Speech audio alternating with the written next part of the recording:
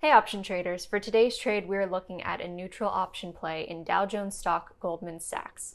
So taking a look on MarketSmith, Goldman has just found resistance at key moving averages here at its 10-week and 40-week lines.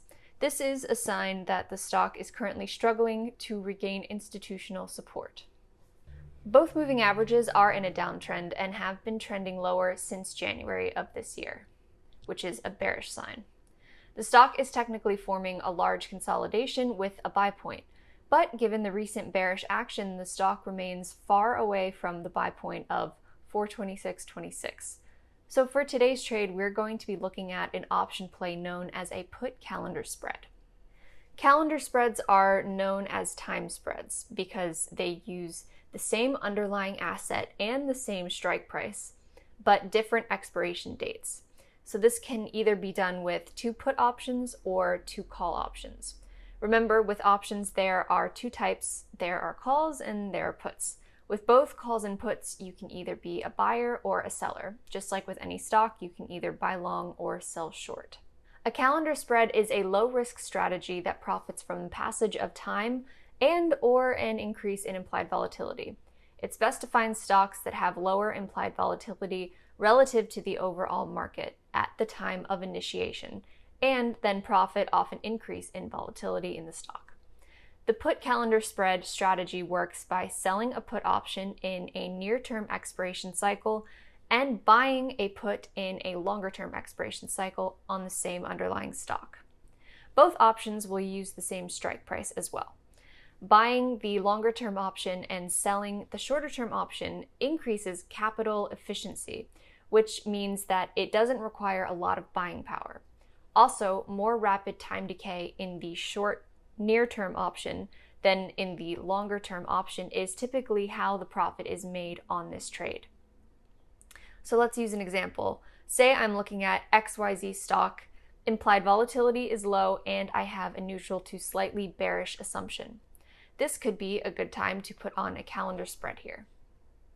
So say the stock is trading at around $50 a share.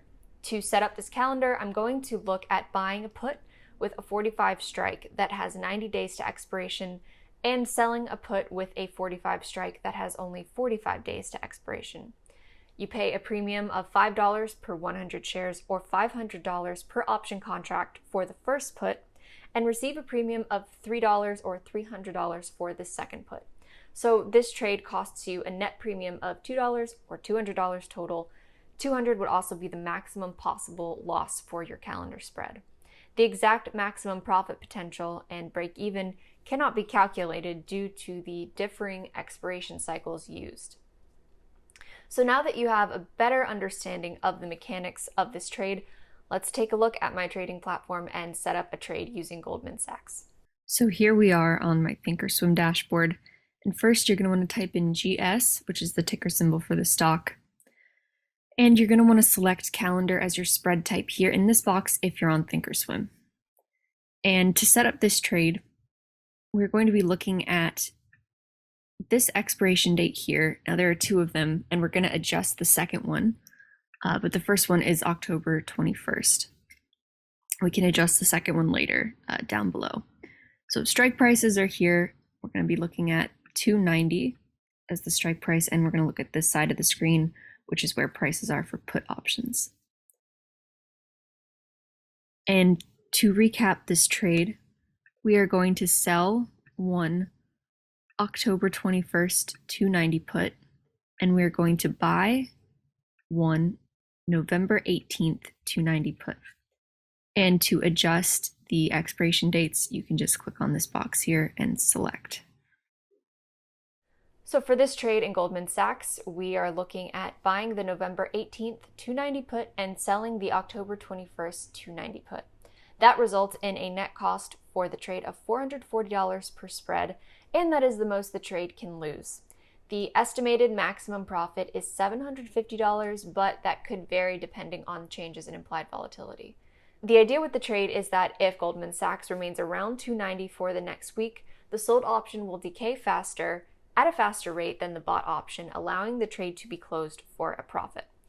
The break-even prices for the trade are estimated at around 268 and 316, but these can also change slightly depending on the impact of changes in implied volatility.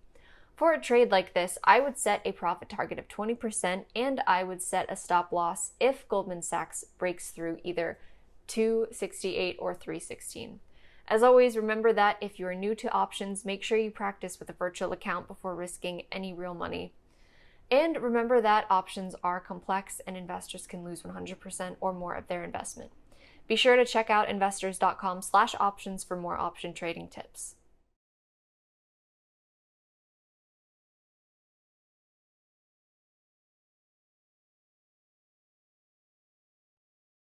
Hey everyone, thanks so much for watching Investors Business Daily on YouTube. If you want to watch more videos, make sure you hit that subscribe button so you don't miss a thing.